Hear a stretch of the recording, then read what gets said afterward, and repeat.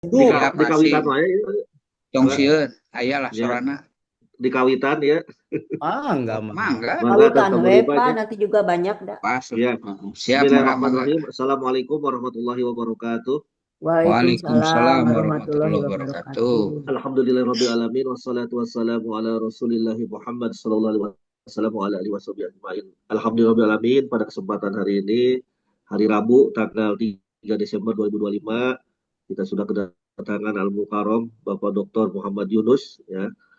Tapi sebelum kita mendengarkan kajian materi beliau, kita dengarkan dulu lantunan ayat suci Al-Quran yang akan dibacakan oleh Ibu Gona Rica SHMH. Maka Ibu Gona. Baik, turun pasif. Ah, Assalamualaikum warahmatullahi wabarakatuh. Waalaikumsalam Waalaikumsalam warahmatullahi wabarakatuh. warahmatullahi wabarakatuh. A'udzu billahi minasyaitonir rajim. Bismillahirrahmanirrahim. Inna fi khalqis samawati wal ardi wahtilafil laili wan nahar. Wahtilafil laili wan nahari laayatil liulil albab. Alladzina yadhkuruna Allaha qiyaman wa qu'udan wa ala junubihim wa yatafakkaruna fi khalqis samawati wal ard. Rabbana ma khalaqta hadza batila subhanaka fakina adzabannar. Shadaqallahul azim. Aku berlindung kepada Allah dari godaan setan yang terkutuk dengan menyebut nama Allah yang Maha Pengasih lagi Maha Penyayang. Sesungguhnya dalam penciptaan langit dan bumi dan pergantian malam dan siang terdapat tanda-tanda kebesaran Allah bagi orang yang berakal, yaitu orang-orang yang mengingat Allah sambil berdiri, duduk, atau dalam keadaan berbaring, dan mereka memikirkan tentang penciptaan langit dan bumi, seraya berkata, "Ya Tuhan kami, tidaklah Engkau menciptakan semua ini sia-sia. Maha suci Engkau, lindungilah kami dari azab neraka." Maha benar Allah dengan segala firman-Nya. Assalamualaikum warahmatullahi wabarakatuh. Waalaikumsalam Waalaikumsalam warahmatullahi warahmatullahi wabarakatuh. wabarakatuh. Terima kasih Ibu Gona Rica SHMH yang sudah membacakan ayat suci Al-Quran. Mudah-mudahan Allah Subhanahu wa Ta'ala memberikan pahala yang berlipat ganda kepada beliau dan kepada kita semua yang mendengarkannya. Untuk Amin. selanjutnya kepada Al-Mukarram Bapak Dr. Muhammad Yunus, dipersilakan Pak. Mangga. Ya, terima kasih Pak Dr. Hashim. Assalamualaikum warahmatullahi wabarakatuh. Waalaikumsalam Waalaikumsalam warahmatullahi warahmatullahi wabarakatuh. wabarakatuh. Alhamdulillah Aduh, alladzi bi ni'matihi tatimmus salihat wa bi'afwihi tughfaru dzunuba was sayyiat. Ashhadu an la ilaha illallah wa ashhadu anna Muhammadan abduhu wa rasuluh alladzi la nabiyya wa rasula ba'dah.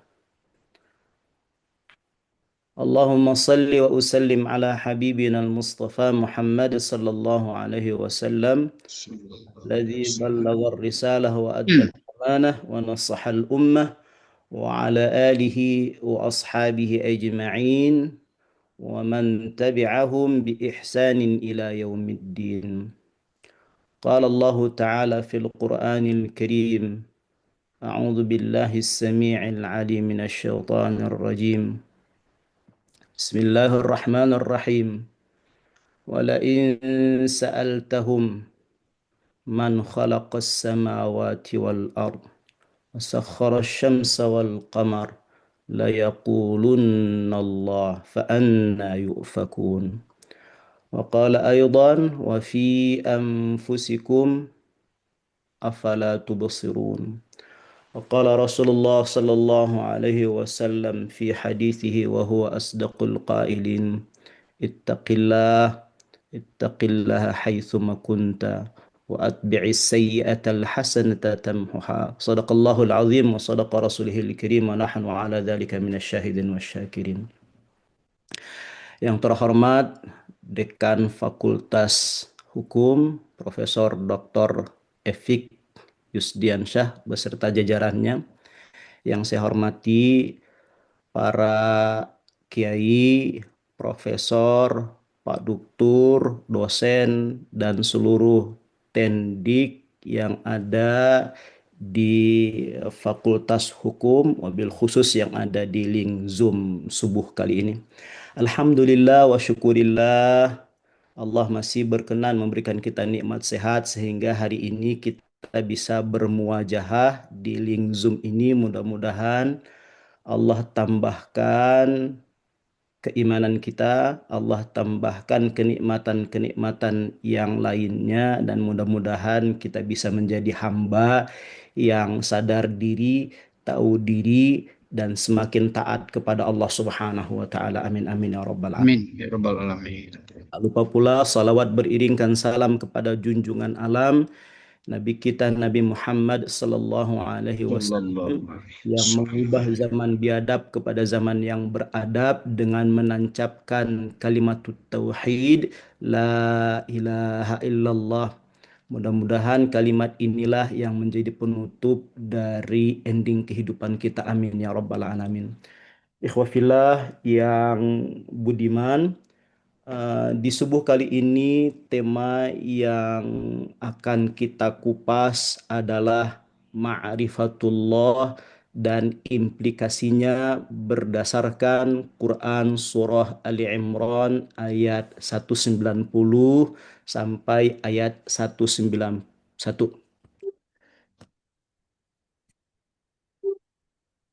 Ya, tadi kita sudah mendengar ya qari'ah yang telah membaca surah Ali Imran.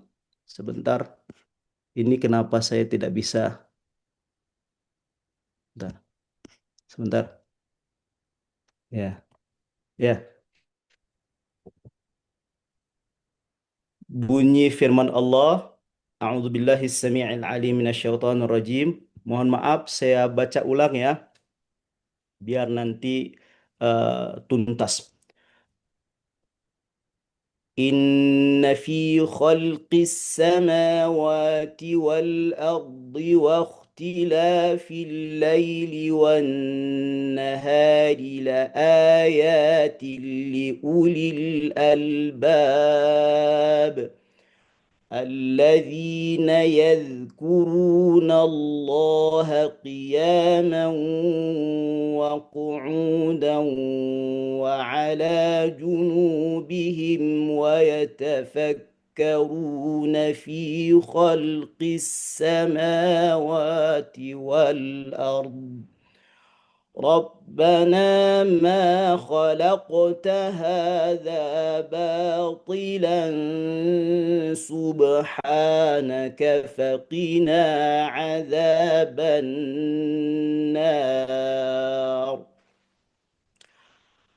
Surah Ali Imran ini ayat 190 sampai ayat 191 adalah bagian kecil surah dan ayat yang membahas tentang kebesaran Allah.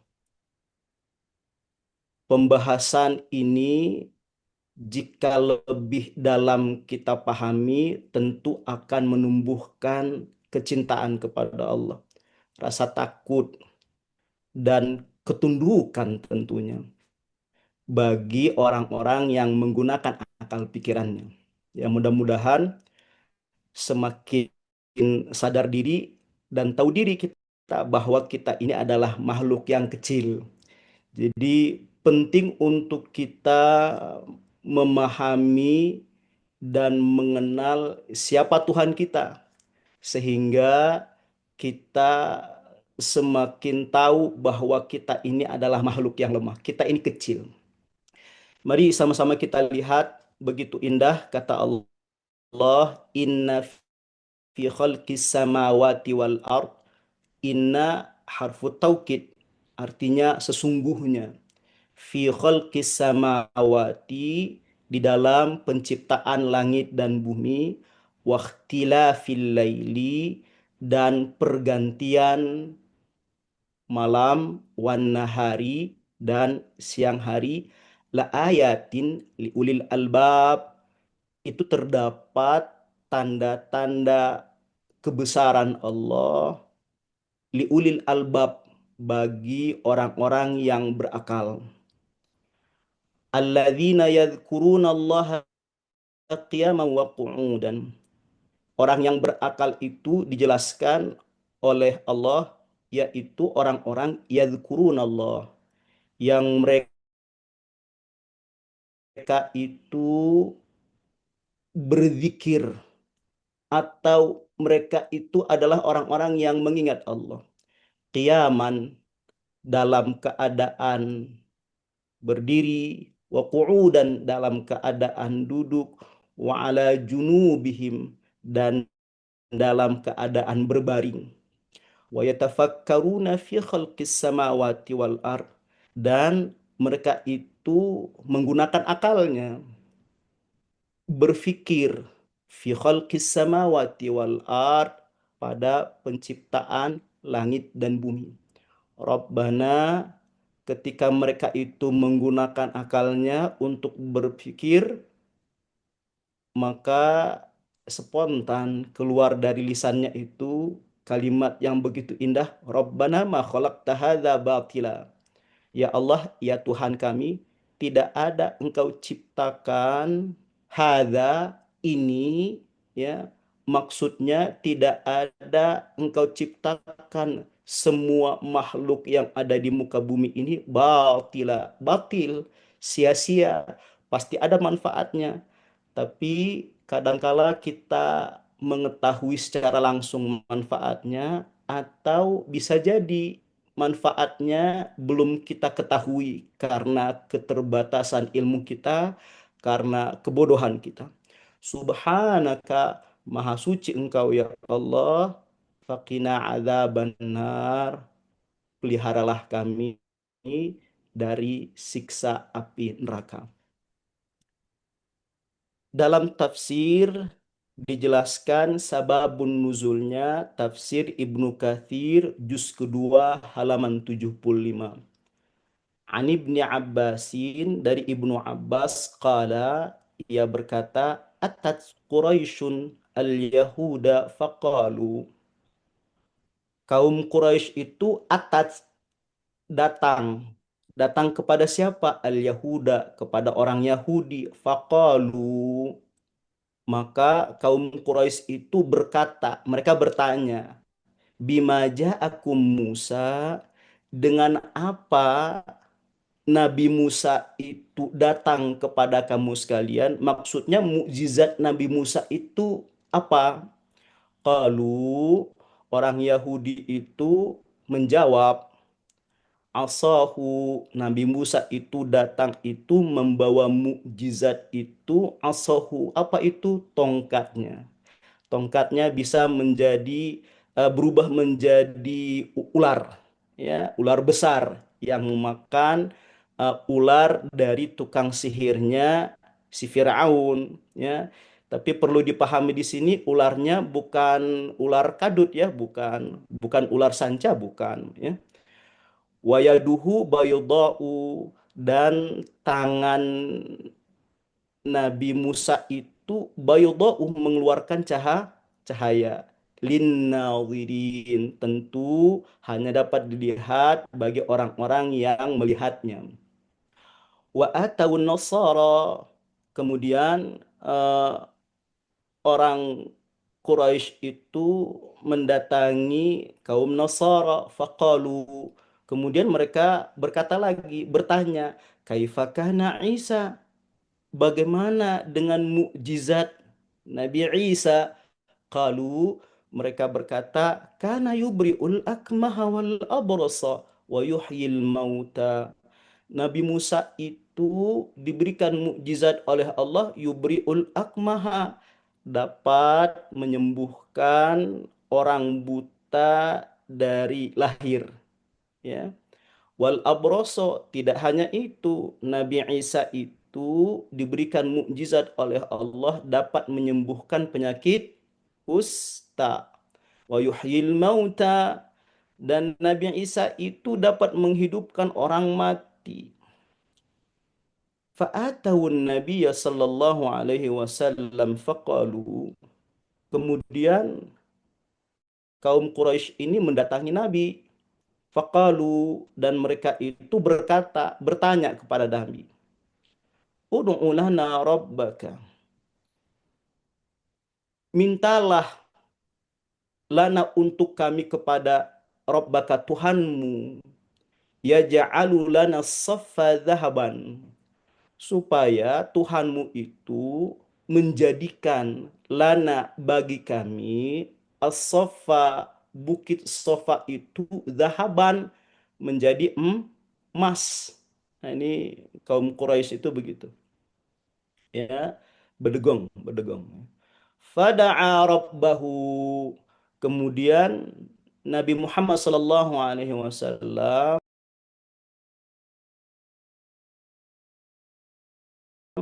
berdoa kepada Tuhannya, berdoa kepada Allah. Fanazalat hadhil ayah, maka turunlah ayat ini, surah Ali Imran ayat 190, ya.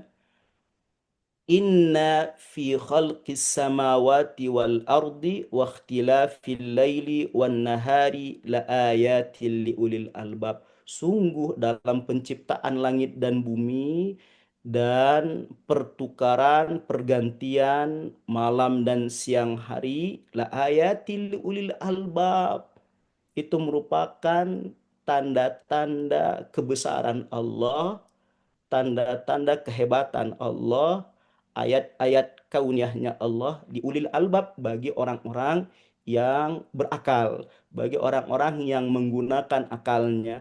Falyatafakkaru fiha, maka hendaklah mereka itu berfikir fiha, terhadap Tentang cipta. ciptaan Allah. Itu. Jadi jika kita menggunakan akal kita, maka kita akan sampai kepada Tuhan kita.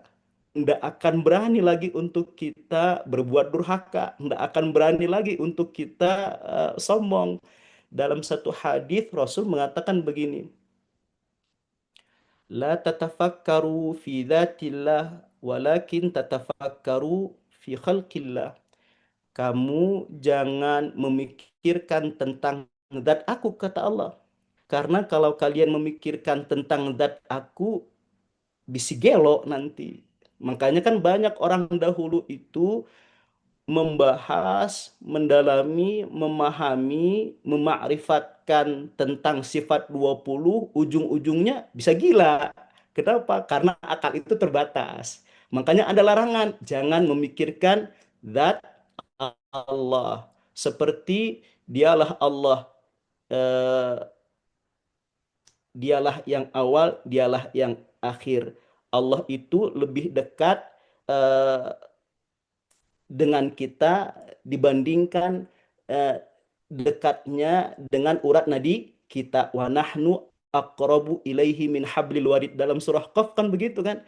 Bagi orang yang tidak ada dasar ilmunya memahami tentang zat Allah, nggak sampai akalnya, bisa gila. Itu dipastikan bisa gila itu, ya.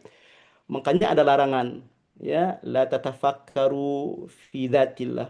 Tapi dalam penciptaan Allah, langit, bumi, matahari, bintang, bulan, dan lain sebagainya, gunakan akalmu supaya apa? Oh, benar ya, bahwa langit, bumi, matahari, bulan itu tidak berputar dengan sendirinya. Ada yang mengaturnya. Siapa itu? Allah Subhanahu wa taala. Itu keren itu. Makanya kata Rasul itu, ya, gunakan akalmu, berfikirlah terhadap penciptaan Allah. Dalam surah Al-Ankabut itu keren, itu ayat 61 kalau tidak salah, nanti bisa dibuka. Wala in sa'altahum man khalaqas samawati wal ard wa sakhkhara asy-syamsa wal qamar la yaqulunna Allah. Dan jika sa'altahum, mereka itu bertanya kepadamu, wahai Muhammad, dan jika kamu bertanya kepada mereka, ya, kepada orang-orang kafir maksudnya, man khalaqas samawati wal ard, siapa yang menciptakan langit dan bumi, la yaqulun Allah, pasti yang keluar dari lisan mereka itu adalah Allah Subhanahu wa taala. Wa sakhkhara asy-syamsa wal qamar, dan jika kamu bertanya kepada mereka, wahai Muhammad, man sakhkhara asy-syamsa wal qamar, siapa yang menundukkan matahari dan bulan, la yaqulunna Allah, pasti mereka itu berkata Allah yang menundukkannya, Allah yang menciptakannya, Allah yang mengatur itu semua. Tapi tetap saja akal mereka itu ditutupi dengan hawa nafsu, ditutupi dengan gengsi. Itu gitu. Jadi secara fitrah itu, ya, orang-orang kafir, orang-orang ateis, ya, yang tidak percaya kepada Tuhan, sebenarnya dari lubuk hati mereka yang paling dalam, mereka meyakini bahwa Allah lah yang menciptakan langit dan bumi. Itu kerennya itu begitu. Kemudian supaya lebih dalam, mari kita pahami pengertian ma'rifatullah. Menurut Ibnu Qayyim, al-ma'rifatu billah, ma'rifat kepada Allah, aslun, merupakan asal. Apa itu? Kulli khair. Ya, merupakan asal sumber dari segala kebaikan. Wa man sya'u kulla amalin salih, dan merupakan sumber dari segala amal soleh. Itu ma'rifatum billah itu begitu. Ya, ma'rifatullah itu begitu. Wa hiya allati tusmiru mahabbatahu, yang dengan makrifat kepada Allah itu dapat menghasilkan mahabbatahu. Apa itu? Buah kecintaan kepadanya. Jadi dengan kita memahami, mengenal lebih dalam tentang ma'rifatullah, maka akan menumbuhkan kecintaan kepadanya. Ya. Kenapa? Karena memang kalau kita kaji lebih dalam, subhanallah, yang akan keluar dari lisan kita itu begitu, subhanallah, walhamdulillah. Betapa banyak nikmat yang Allah berikan kepada kita, kadangkala lupa untuk kita syukuri, kita abaikan, kita dustakan, itu begitu. Walaupun kita berbuat maksiat, walaupun kita ingkar kepada Allah, tetap saja diberikan nikmat oleh Allah. Allah tundukkan matahari, bulan, Allah tundukkan angin, Allah tundukkan hewan-hewan untuk manusia. Itu begitu besarnya nikmat yang diberikan oleh Allah. Kadangkala kita tidak bisa menunjukkan rasa syukur kita kepada Allah. Ya, tapi dengan kita memahami ma'rifatullah, semakin sadar diri, semakin tahu diri itu gitu. Wa khasyatahu, dan dengan ma'rifatullah itu akan menghasilkan, melahirkan buah yang manis. Apa itu? Wa khasyatahu, ada rasa takut kepadanya. Ya. Kenapa? Karena kalau kita pahami lebih dalam, kita ini makhluk yang lemah, kita ini makhluk yang kecil, kita ini tidak berdaya, kita ini miskin, kita butuh kepada Allah. Cuman kadangkala kita suka lupa, kita suka sombong, kita suka angkuh. Makanya dalam Al-Quran itu keren. Ya, Allah memanggil manusia itu ya ayuhan nas antumul fuqara'u ilallah. Aduh keren. Ya wahai manusia, kamu itu miskin. Kamu yang butuh kepadaku kata Allah. Itu begitu.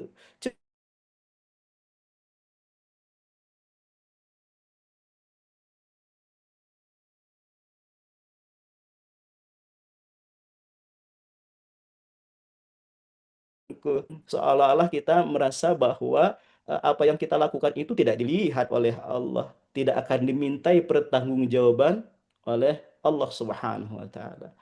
Wa raja'ahu, dan dengan ma'rifatullah itu akan melahirkan buah yang manis. Apa itu roja? Apa itu roja? Pengharapan hanya kepada Allah Subhanahu wa taala. Ya. Jadi kalau seseorang itu mengharapkan ingin bertemu dengan Allah, akan memotivasi dirinya untuk beramal saleh. Kan kata Allah, "Faman kana yarju liqa'a rabbih falyamal amalan salihan." Siapa yang berharap dengan penuh pengharapan dia ingin bertemu dengan Allah nanti pada hari kiamat, maka hendaklah dia beramal saleh.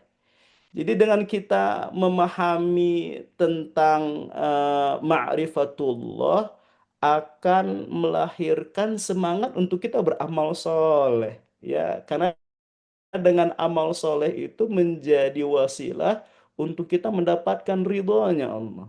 Ya, dalam surah Al-Qiyamah itu orang-orang yang diridhoi oleh Allah itu wajahnya akan berseri-seri. Kenapa? Karena dia akan melihat Allah Subhanahu wa taala, ya.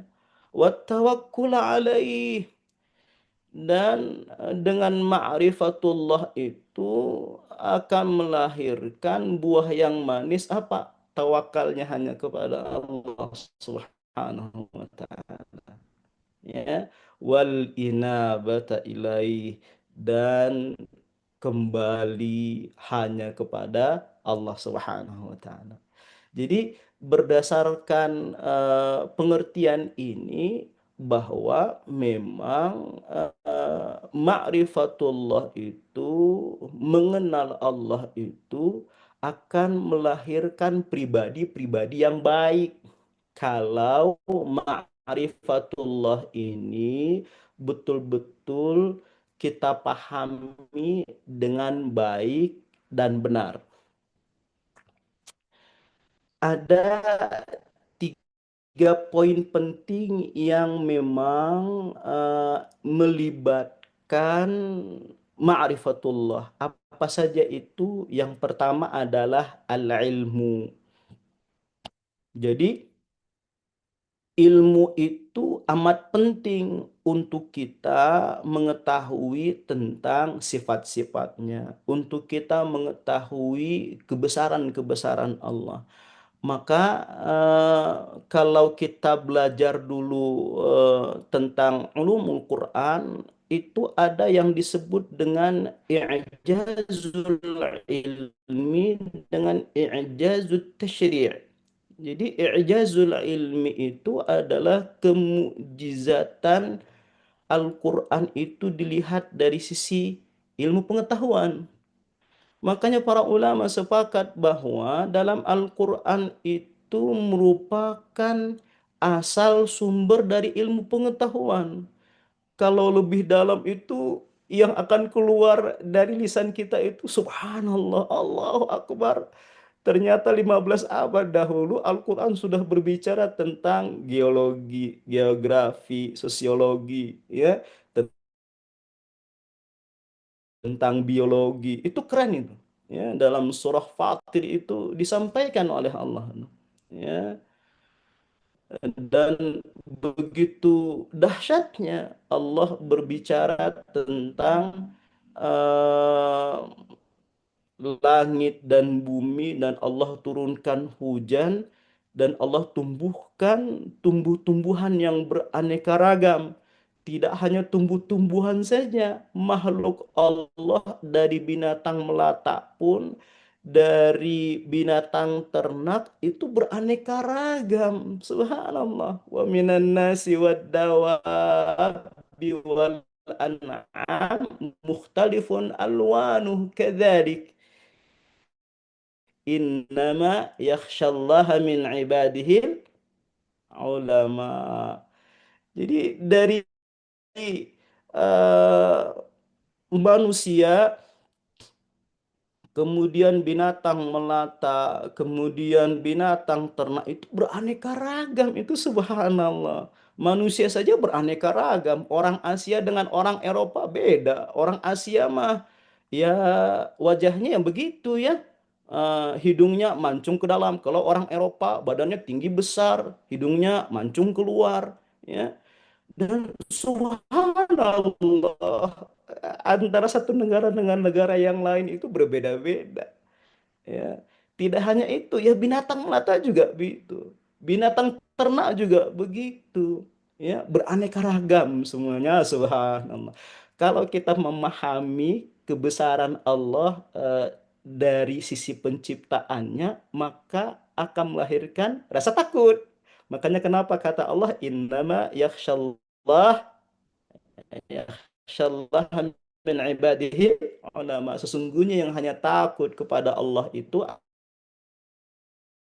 adalah hanyalah orang-orang yang berilmu. Itu. Jadi apapun ilmu kita harus menghantarkan diri kita semakin takut kepada Allah. Jadi kalau ada ilmu yang kita capai tidak membuat kita semakin takut kepada Allah, berarti sia-sialah itu ilmu kita itu. Ya. Oke. Yang kedua, ma'rifatullah itu pengenalan mendalam kepada Allah harus melibatkan yang namanya zikir, ya, terus menerus, ya. Maksudnya adalah supaya akal kita ini tidak tersesat, maka memang harus dibimbing oleh wahyu. Ya, inilah yang disebut dengan tadabbur. Ya. Artinya akal itu tidak bisa kita jadikan sebagai Tuhan kita, seperti halnya kaum filsafat. Kenapa? Karena akal itu terbatas, gitu. Butuh bimbingan. Apa bimbingannya? Ya, dengan wahyu, ya, dengan Al-Qur'an. Ada hal-hal yang tidak bisa dicerna oleh akal, tapi pendekatannya itu, jawabannya itu melalui firman Allah, pendekatannya dengan dimensi iman, ya, seperti keberadaan Allah, ya, seperti keberadaan malaikat. Makanya masuk dalam babul iman, ya, dimensi pendekatannya dengan kolbun, dengan hati, ya. Kemudian ada hal yang tidak bisa kita buktikan akan keberadaannya dalam kehidupan sehari-hari, ya, seperti membuktikan tentang angin, tentang ruh kita. Dia ada, tapi tidak bisa kita buktikannya tuh. Jadi hal-hal seperti itu, pembuktiannya itu tidak bisa dengan akal, karena akal itu terbatas. Kemudian yang ketiga, memang diperintahkan oleh Allah eh, untuk mencapai pengenalan mendalam kepada Allah itu, ya, gunakan akalmu untuk berpikir. Inilah yang disebut dengan tafakur. Jadi tafakur itu kita kali-kali ketika healing, ya, ke gunung atau ke danau, atau nggak usah ke danau, nggak usah ke gunung, keluar rumah, pandang langit, Pandang bumi, pandang tanaman Allah, jangan pandang istri orang lain ya, enggak boleh.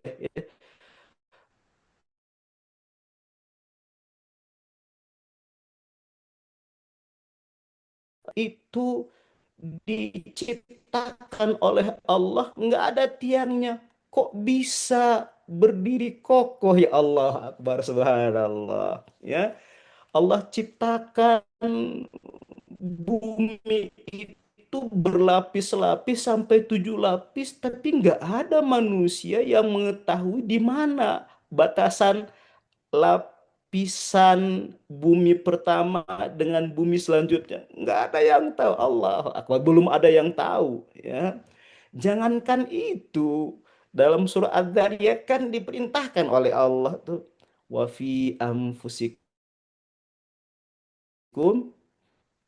afala tubsirun. Dan di dalam diri-diri kamu sekalian itu banyak tanda-tanda kebesaran Allah. Afala tubsirun, maka mengapa kamu sekalian tidak mau melihatnya? Artinya apa? Perlu kaji diri, itu perlu. Ya, makanya para ulama mengatakan begini, ada kalimatnya begini. Ini bukan hadis ya. Man arafa nafsahu faqad arafa rabbahu. Siapa yang mengenali dirinya, maka dia akan bisa mengenali siapa Tuhannya. Artinya, ya harus kaji diri. Coba perhatikan, apakah jantung kita ini berdetak dengan sendirinya? Siapa yang mendetakkannya? Allah Akbar.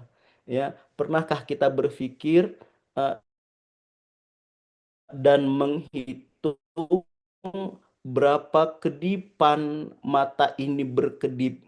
Bagaimana kalau tidak berkedip 5 menit saja? Allah Akbar. Pernahkah kita berpikir begitu nikmatnya air liur yang diberikan oleh Allah sampai kita membuat pulau seribu kan ketika kita tidur? Bagaimana kalau seandainya ada saudara kita itu air liurnya itu kering kerontang? Allah Akbar, karena suatu penyakit. Subhanallah. Pernahkah kita berpikir begitu indahnya Allah ciptakan kulit kita yang elastis? Oh, subhanallah, Allah Akbar. Jadi jika kita kaji diri itu, semakin sadar diri kita, iya ya, saya ini makhluk yang lemah, saya ini miskin ya, saya tidak punya apa-apa ya. Ya, sehingga memunculkan rasa takut kita kepada Allah, memunculkan kecintaan kita kepada Allah, dan menjadi rem bagi kita untuk tidak berbuat maksiat, itu begitu. Allah Akbar. Ya, maka pantas para ulama itu ya mengkombinasikan antara tadabbur dengan tafakkur. Ya, dalam Al-Qur'an kan kita kan diperintahkan oleh Allah juga dalam surah An-Nisa, dalam surah Muhammad itu ada. Afala yatadabbarunal Quran. Itu ada kalimat ini. Uh, Walau kana min indi ghairillahi lawajadu fihi ikhtilafan katsira. Ya. Afala yatadabbarunal Quran am ala qulubin aqfaluha. Nah, jadi antara tafakur dengan tadabbur itu harus seimbang. Kalau tafakur itu memahami ayat-ayat kauniyahnya Allah, ciptaan Allah, sedangkan tadabbur itu memahami tentang ayat-ayatnya Allah. Jadi kalau di satu padukan itu, wah keren itu. Itu tadi, ya, itulah yang akan kita pelajari jika kita memahami tentang ayat-ayat Allah itu, semakin tahu kita, oh bahwa ternyata Al-Quran itu 15 abad sudah membahas tentang ilmu pengetahuan. Makanya banyak para ilmuwan itu yang masuk Islam itu gara-gara apa ya? Gara-gara dia meneliti sebuah penelitian. Contoh, peneliti dari Paris gitu ya, atau Perancis ya. Masalah kayaknya ya. Ketika dia meneliti mayat Fir'aun, ternyata mencapai satu kesimpulan, dia mati tenggelam. Kenapa? Karena ada jejak kandungan mineral garam. Ya. Ternyata ketika dia bertanya kepada temannya yang Muslim, oh ternyata itu sudah ada dalam kitab suci kami, dalam Al-Quran. Nah, dari itu dia masuk Islam. Subhanallah, Allah Akbar. Itu yang disebut dengan i'jazul ilmi. Satu lagi i'jazul tasyri'. I'jazul tasyri' itu bahwa dalam Al-Quran itu ada kemukjizatan yang luar biasa dari ketetapan hukum yang Allah tetapkan kepada hamba-hambanya. Bahwa tidak ada hukum yang batal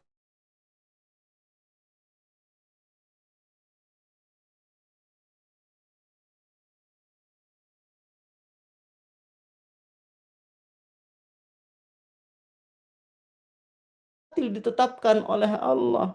Seperti bab tentang iddah ya. Jadi kalau dipahami itu lebih dalam itu ya, Allah berlakukan hukum qisas tiada lain adalah untuk menjaga eksistensi manusia. Inilah yang disebut dengan hifdzun nafs ya, menjaga jiwa manusia.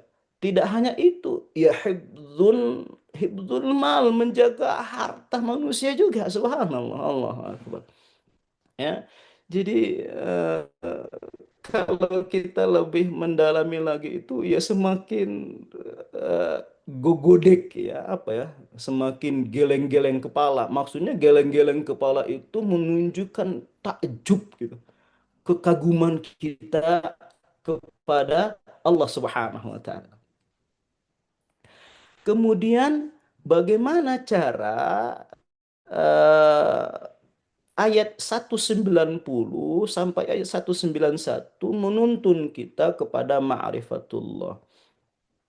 Yang pertama, ya gunakan akal kita untuk tafakkur, ya, pakai akal memahami tanda-tanda kebesaran Allah terhadap ciptaannya. Jangan gunakan dengkul kita. Gitu. Jadi ayat 190 kalimat liulil albab itu menegaskan bahwa penciptaan alam merupakan tanda-tanda kebesaran Allah bagi orang yang berakal bersih, orang yang berakal sehat. Melihat langit, bumi, rotasi siang malam, ini harusnya menuntun kita kepada kesempurnaan tauhid sebagaimana Nabi Ibrahim alaihi salam ya, ketika menggunakan akalnya melihat bintang ya, ini adalah Tuhanku, karena bintang itu memancarkan cahaya yang begitu indah. Tapi ketika melihat bulannya, tapi ketika matahari, ini adalah Tuhanku. Tidak hanya dia bersinar, tapi dia bisa memberikan kehangatan kepadaku dan kepada bumi. Ya, tapi dia gunakan, Nabi Ibrahim menggunakan akalnya. Lantas siapa yang mempergantikan antara siang dan malam hari. Siapa yang menundukkan, yang mengatur antara matahari, bulan, dan bintang. Sampailah kepada satu kesimpulan, semua itu yang mengaturnya adalah Allah Subhanahu wa taala. Allahu Akbar, subhanallah. Jadi bagi orang-orang yang menggunakan akalnya itu benar ya. Yang akan keluar dari lisannya itu adalah subhanallah, Allahu Akbar, alhamdulillah, wa la ilaha illallah, wallahu akbar. Ya. Kemudian yang kedua, ya, akan mengikat hati kita dengan zikir. Jadi bagi orang-orang yang menggunakan akalnya itu pasti akan refleks yang keluar dari lisannya itu adalah zikir, itu begitu. Coba kali-kali eh, kita malam hari keluar melihat bintang, melihat bulan, subhanallah, melihat langit begitu indah. Apalagi kalau kita healing ke mana itu, New Zealand atau negara yang ada auroranya, subhanallah, begitu indah ciptaanmu ya Allah, subhanallah. Jadi yang keluar itu adalah kalam-kalam yang baik, ya, tasbih, tahmid, tahlil. Kemudian yang ketiga itu menuntun kita untuk eh, melahirkan kesimpulan tauhid, gitu. Ya. Jadi orang yang ma'rifatullah, ya, mentafakuri akan kebesaran Allah, ya, akan melahirkan tauhidullah yang sempurna. Ya, semakin sadar diri kita, semakin tahu bahwa kita ini adalah makhluk bukan khalik. Apa implikasi ma'rifatullah dalam kehidupan? Ada 5. Saya percepat ini ya. Yang pertama, tentu implikasinya itu bagi orang-orang yang memahami secara mendalam ma'rifatullah akan melahirkan spiritual yang tinggi.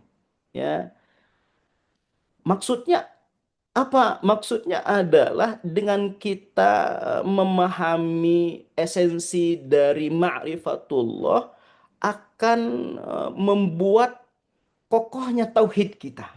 Ya, seseorang yang menyadari kebesaran Allah melalui ciptaannya akan melahirkan pribadi-pribadi yang santun, semakin bertambah keimanannya, ya, semakin kokoh tauhidnya, sehingga dia tidak akan menzalimi orang lain.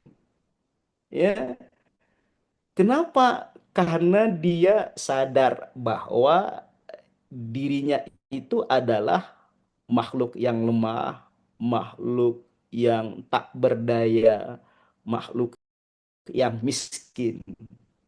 Ya. Kemudian implikasinya itu adalah akan melahirkan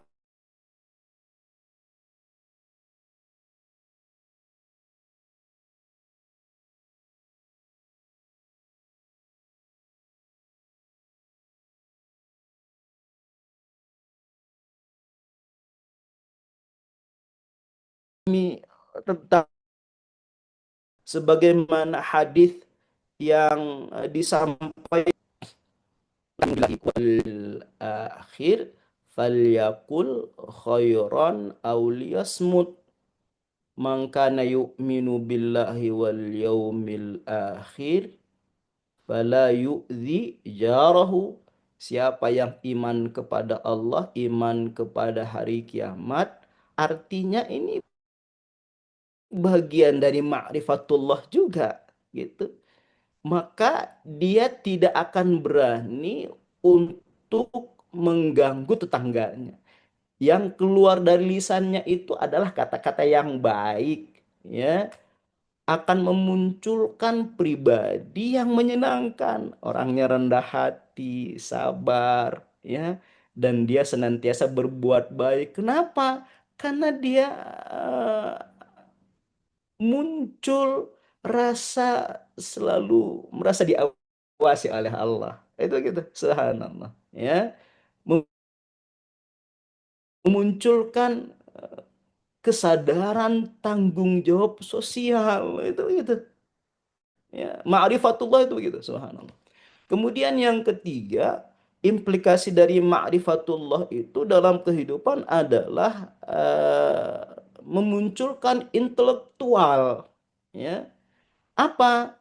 Islam itu yang mendorong melakukan riset-riset ilmiah, ya, ya, observasi, ya, kita melakukan penelitian-penelitian, ya. Makanya banyak para ilmuwan itu yang meneliti tentang sejarah-sejarah pada zaman dahulu yang menghantarkan mereka itu benar ya ternyata Al-Qur'an itu begitu, subhanallah. Ya. Makanya dalam tafsir Ar-Razi itu menegaskan bahwa ayat ini sebagai dasar ilmu pengetahuan modern, ya, langit, bumi, siang, malam, itu semua adalah sistem kosmologi yang teratur. Makanya pantas dalam surah Ar-Rahman, ya, ya ma'syaral jinni wal insi in istata'tum an tanfudhu min aqtaris samawati wal arfam fudhu la tanfudhuna illa bisultan. Subhanallah. Kan diperintahkan oleh Allah untuk ya tembus itu langit dan bumi itu gitu, ya, tapi kamu sekalian tidak bisa menembusnya kecuali yang punya ilmu, yang punya kekuasaan itu gitu, subhanallah. Artinya apa? Ya gunakan akalmu, karena dengan akal itu akan sampai kepada tauhidullah, akan sampai kepada inti dari segala penciptaan. Ya, jadi semakin takut kita kepada Allah, semakin sadar kita bahwa kita ini adalah makhluk. Kemudian yang keempat itu adalah akan melahirkan sosial peradaban yang baik. Ya, jadi eh, sangat beda ya orang yang berilmu dengan yang tidak berilmu. Orang yang berilmu itu pasti dalam tatanan sosialnya ketika seimbang antara ilmu dengan amal solehnya, dengan sisi spiritualnya, dia akan melahirkan sosial peradaban yang baik.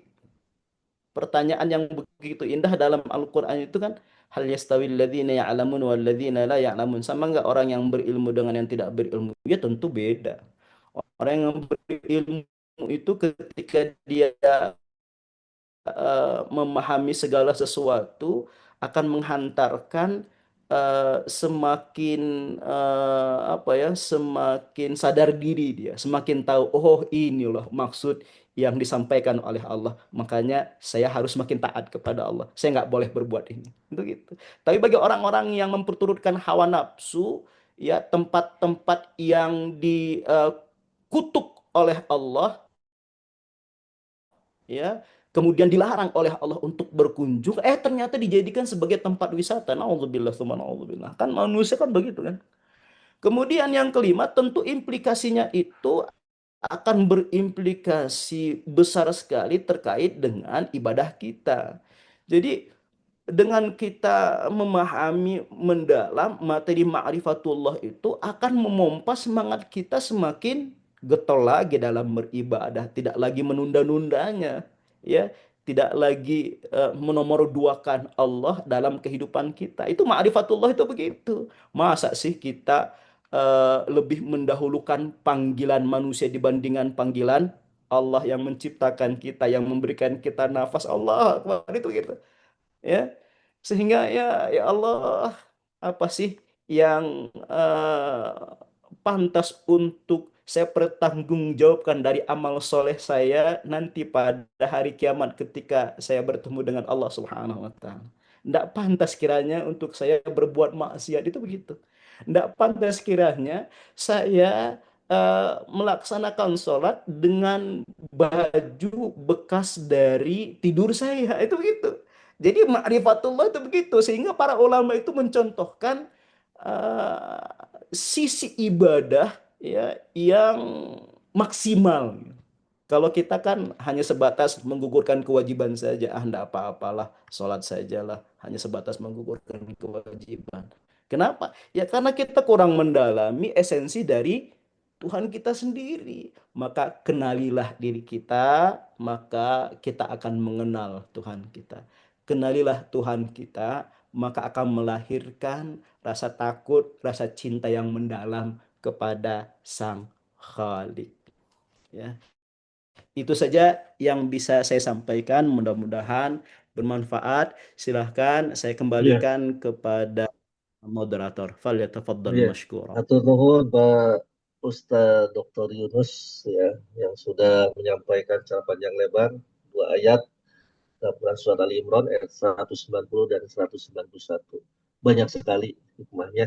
Silakan kepada Bapak Ibu jamaah majelis taklim kajian tafsir Fakultas Hukum, persilakan.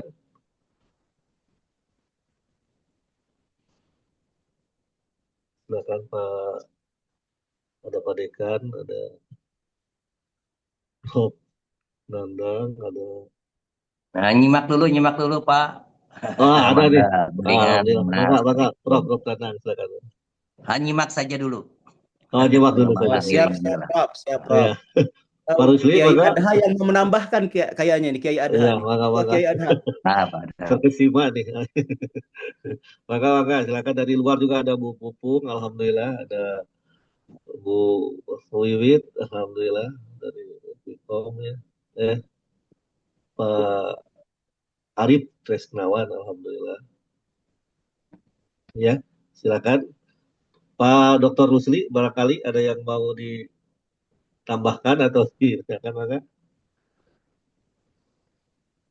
Kalau izin, Pak Ustadz, Ini ada nih Pak mau Ustadz Nah, ada. nambahin. Maka. Kiai Adha yang mau Silakan. menambahkan ini, mau menambahkan ini. Kalau implikasinya dalam kehidupan sehari-hari kita sebagai dosen atau tenaga pendidikan di Unisba nih, untuk ma'rifatullah nih, apa langkah praktisnya gitu? Apakah lihat komputer, oh ini adalah ciptaan Allah gitu. Kemudian apa dalam pekerjaan dan sebagainya, ada masalah dan sebagainya. Itu bagaimana, Pak Ustadz, supaya kita ini bisa lebih tenang dan juga apa bisa mengenal Allah lewat pekerjaan kita. Karena ya kalau tidak diniatkan jadi ibadah kan sayang gitu. Izin Pak Ustadz. Betul. Right. Ya, Yes, ya insya Allah banget pertanyaannya ya Pak Ustadz. sangat luar biasa dari Kiai Adha ini ya. Harusnya menambahkan ini Kiai Adha ini. Kalau saya hanya butiran debu saja. Ya, memang tentunya tadi sudah dijelaskan bahwa implikasi dari ma'rifatullah dalam kehidupan sehari-hari tentunya sangat berimplikasi sekali. Ya, dalam kehidupan sehari-hari tentu bagi orang-orang yang betul-betul memahami ma'rifatullah itu akan melahirkan pribadi yang santun, namanya akhlakul karimah. Dia jujur, ya kata-kata yang keluar dari lisannya itu adalah kata-kata yang baik. Dia tidak akan mendolimi orang lain. Itu begitu tuh. Ya, kenapa? Ya tadi coba lihat dalam surah Qaf itu ada kalimat wa nahnu aqrabu ilaihi min hablil warid. Kami ini lebih dekat dibandingkan dengan urat nadi lehermu. Ya, ma yalfidhu min qaulin illa ladaihi raqibun atid. Nah, itu begitu kan? Tidak ada setiap lafaz yang keluar dari lisan kita ini melainkan ada malaikat raqib dan atid. Nah, itu bagian dari ma'rifatullah itu begitu. Jadi dalam kehidupan sehari-hari ketika dia bekerja itu pasti dia merasa diawasi oleh Allah. Sehingga bagi orang-orang yang merasa diawasi oleh Allah pasti kinerjanya bagus dong. Ya, kenapa? Ya karena merasa diawasi oleh Allah. Ya, dan dia akan memahami hayatuna kulluha ibadah. Ya, setiap kehidupan kita ini seluruhnya itu adalah ibadah. Makanya kan tadi sudah disampaikan bahwa salah satu dari sumber ma'rifatullah itu adalah waman sya'u kulla amalin salihin. Kan begitu kan? Dia akan menjadi sumber dari segala amal soleh. Itu begitu, subhanallah. Ya, jadi bagi orang-orang yang memahami ma'rifatullah ini, yang akan dia lakukan sekecil apapun adalah mengharapkan ridhonya Allah. Ya, dia akan semangat. Kenapa? Karena yang saya lakukan ini mengharapkan ridhonya Allah, yang tujuannya adalah ya kita akan mendapatkan ridhonya Allah. Jannatun tajri min tahtihal anhar. Ya, pokoknya segala apa yang dia lakukan merasa diawasi oleh Allah dan bernilai ibadah.